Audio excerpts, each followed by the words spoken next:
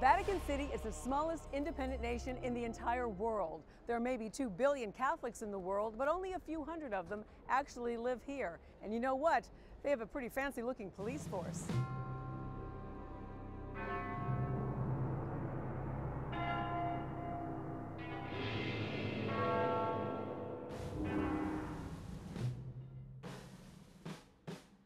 You can recognize the uniform a mile away. Bright yellow, red, and blue, the uniform of the Swiss Guard.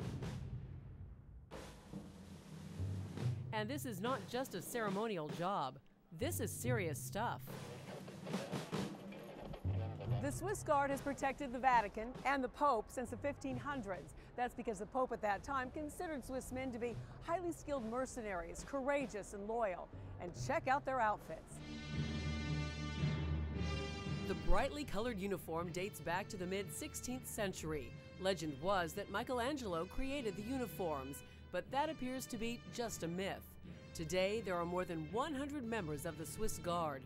If you want to sign up, it's not easy. Number one, you have to be Swiss. You also have to be Roman Catholic, single between the ages of 19 and 30, and you have to have an upstanding reputation. Also, you have to pledge that you'll give your life for the Pope. 505 years back, yeah, right. The Pope was in a difficult situation and he needed to buy an army.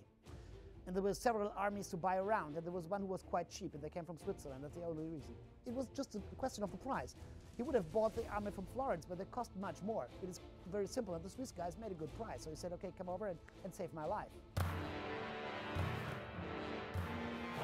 Centuries later, they're still here, guarding the 4 entrances to Vatican City, standing shoulder to shoulder in St. Peter's Basilica, serving the Pope and the few hundred people who live in the tiniest nation on earth.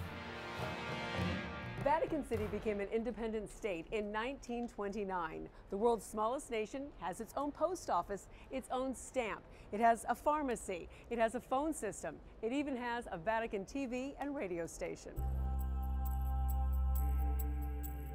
Yes, even the Pope, cardinals, and the bishops need to unwind on occasion. What you can do inside is you can just walk around the gardens. You can go and visit Radio Vatican. You can see the Vatican television set, and you can just walk around the museum and in the archives. And you can do, obviously, shopping. They have a fantastic shopping place inside the train station. This is the best shopping place in Rome. And you get 20% off. It's really good.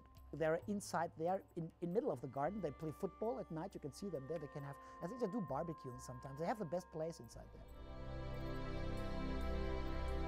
Life inside the walls of Vatican City, mysterious and magnificent, where traditions survive for centuries and where there's always a question whispered about the future. Who will be the next head of the state to live here?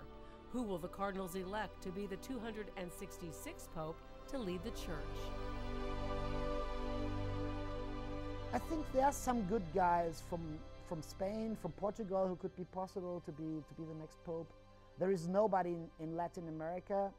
North America, very difficult because they don't have good guys, and they had so many problems in the last years that I don't see somebody. It's not the time for Africa. Asia, not. Pell from Australia is possible. He's a good guy. He's a very intelligent guy. He has this globalized.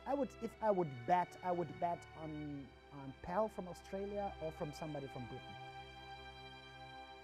Coming up, your guide to Vatican Splendors, when you can see it and where to get tickets. We'll be right back.